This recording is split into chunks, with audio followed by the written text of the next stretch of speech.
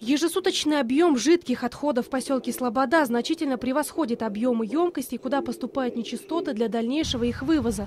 В итоге вонючая жижа, содержащая в себе болезнетворные микробы и другие завоевания человечества, время от времени попадает в окружающую среду, конкретно в реку Кяхтинка.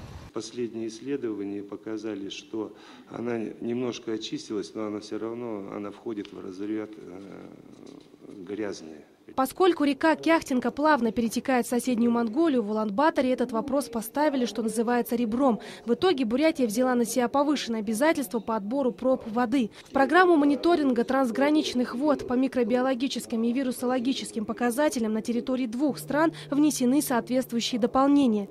Мы с монгольской стороной внесли изменения в эту программу с учетом того, что бы увеличить кратность проводимых исследований, увеличили перечень показателей, которые будем проводить, определены принципиальные подходы контроля качества с учетом санитарного состояния и наличия загрязняющих веществ в воде. Улан-Удэ в будущем году будет принимать участников совещаний уполномоченных правительств Монголии и России по охране и использованию трансграничных вод. Чтобы не ударить в грязь лицом перед южными соседями, Россия вложит 520 миллионов рублей на строительство новых очистных сооружений в городе Кяхта.